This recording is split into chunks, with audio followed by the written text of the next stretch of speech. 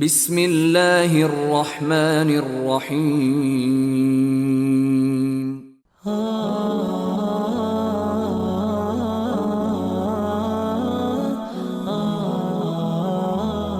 عبداللہ بن عمر رضی اللہ تعالی عنہ سے مروی ہے کہ معاذ بن جبل رضی اللہ تعالی عنہ نے سفر کا ارادہ کیا تو کہا، اے اللہ کے رسول مجھے نصیحت کیجئے۔ آپ صلی اللہ علیہ وآلہ وسلم نے فرمایا، اللہ کی عبادت کرو، اس کے ساتھ کسی کو شریک نہ کرو۔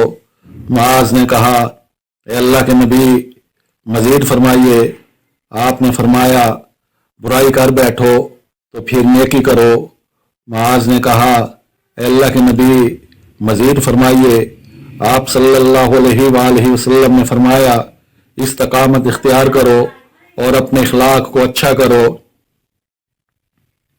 ابو موسیٰ اشعری رضی اللہ تعالی عنہ سے مرفوعاً مروی ہے کہ ہر مسلمان پر صدقہ لازم ہے۔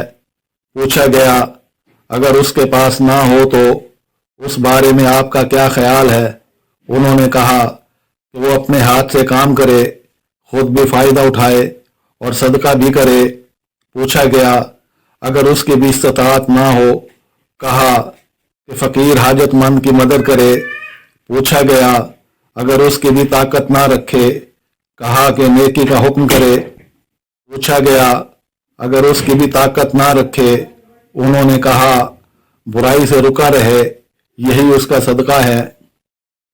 ابو ہریرہ رضی اللہ تعالیٰ عنہ سے مروی ہے، کہتے ہیں کہ آپ صلی اللہ علیہ وآلہ وسلم کی دعا میں یہ الفاظ سے، اے اللہ میں برے پڑوسی سے تیری پناہ میں آتا ہوں اور اس بیوی سے پناہ چاہتا ہوں جو بڑھاپے سے پہلے مجھے بوڑھا کر دے، اور اس اولاد سے جو میری مالک بن جائے، اس مال سے جو میرے لیے عذاب بن جائے، اور اس دھوکے باز دوست سے جس کی آنکھ مجھے دیکھے اور اس کا دل میری نگرانی کرے۔